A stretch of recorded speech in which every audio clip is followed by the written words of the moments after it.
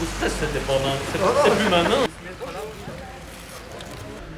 le Président de la Confédération, Monsieur Guy Parmelin, Monsieur le Directeur de l'Office fédéral de l'agriculture, Monsieur Christian Fer, Madame et Messieurs de la délégation du Président de la Confédération, je vous souhaite au nom du comité On était très honorés et très fiers de pouvoir accueillir le président de la Confédération qui est venu vers les agriculteurs d'Arbois qui sont en pleine campagne pour démontrer le travail, le quotidien d'une journée d'un paysan, de ses cultures, de ses animaux.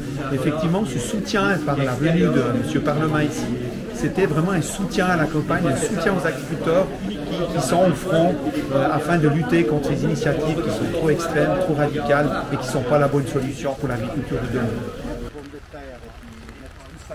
Donc je suis mouillé, mais ça c'est pas grave. Non, j'ai retiré, plaisanterie mise à part, que c'était très bien organisé, c'était des exemples concrets qui parlent aux gens.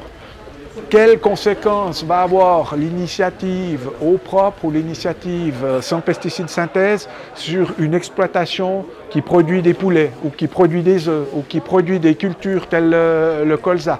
Et c'est très bien d'expliquer aux gens qui ne sont pas proches de l'agriculture les conséquences que ça peut avoir sur les producteurs, mais pour leur alimentation, pour l'approvisionnement du pays, parce que l'agriculture, c'est notre assurance alimentation en cas de coup dur.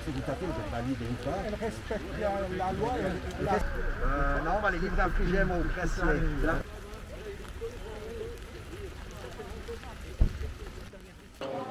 Bon, elle est très émotionnelle. Encore une fois, j'ai lancé un appel vraiment au calme. On est dans un pays qui a la chance de pouvoir débattre démocratiquement de quasi tout. Ça peut se faire et ça doit se faire sans violence. La violence ne mène à rien. Mais j'ai aussi senti chez les paysans que certains sont pris aux tripes. Un paysan m'a confié qu'il ne dormait plus la nuit parce qu'il a peur pour le futur de son exploitation et pour son fils qui va reprendre l'exploitation.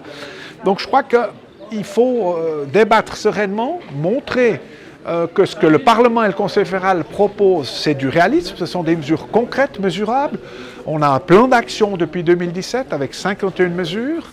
On a envoyé en consultation, suite à la loi qui a été acceptée par le Parlement au printemps, une des lois les plus sévères d'Europe, si ce n'est pas la plus sévère au monde aussi. On a envoyé en consultation encore des différentes mesures pour diminuer encore de 50% la pression sur l'environnement d'ici 2027. Ça touche pas seulement les pesticides, ça touche encore les engrais, ce qu'on appelle les nutriments, et ça touche aussi tout ce qui n'est pas agriculteur.